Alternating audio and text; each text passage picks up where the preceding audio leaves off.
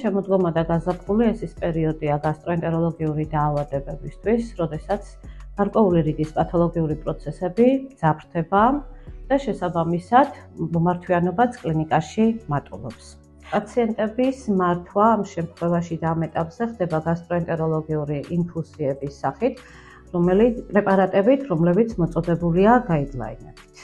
პრეპარატები ინდივიდუალურია პაციენტთან მიმართებაში, ეს დამოკიდებულია კლინიკურ ლაბორატორიულ მონაცემებზე, ინსტრუმენტულ კვლევებზე და დაავადების ხარისხის სიმძიმის მიხედვით.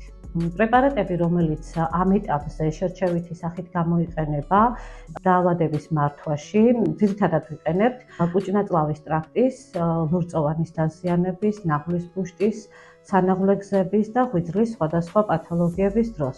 მათ შორის როგორიცაა ღვიძლის დისტროფია, ქრონიკული ჰეპატიტები, ჰეპატოზი, სხვადასხვა გამღიზიანებლებით გამოწვეული ღვიძლის დაზიანება და ინტოქსიკაციები.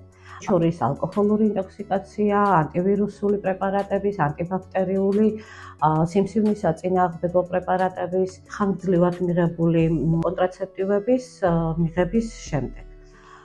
კლინიკა და გასტროენტეროლოგიური კაბინეტი მართავს ამ დაავადებებს და აკონტროლებს მას.